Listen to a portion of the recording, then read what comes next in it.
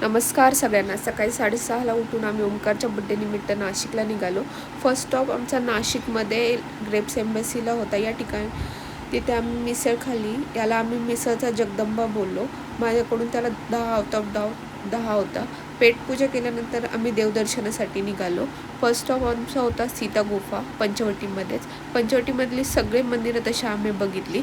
सीता गुफामध्ये दर्शन झाल्यानंतर आम्ही गोशाळेला भेट दिली. त्यानंतर आमचं नेक्स्ट स्टॉप होता काळाराम मंदिर. काळाराम मंदिरामध्ये गर्दी नसल्यामुळे लवकर दर्शन झालं. खूप सुंदर दर्शन झालं आमचं. तिथं थोड्या वेळ थांबून आम्ही पंचवटीतील शेवटचं मंदिर कपालेश्वरला दर्शन घेतलं.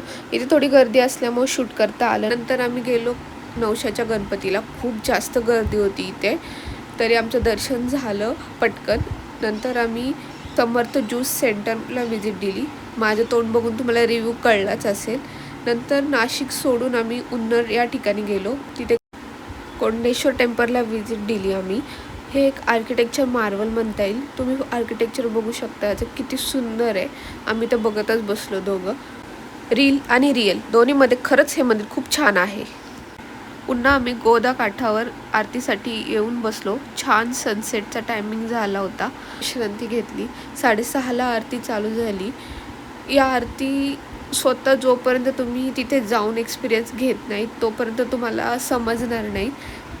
आरती झाल्यानंतर जी मनाला शांतता भेटते ती स्वतः अनुभवल्याशिवाय समजणार नाही. व्हिडिओत फोटोत आपण बघत राहतो, पण तो प्रत्यक्षात अनुभव घेणं एक अविस्मरणीय नाशिकची आठवण झाली.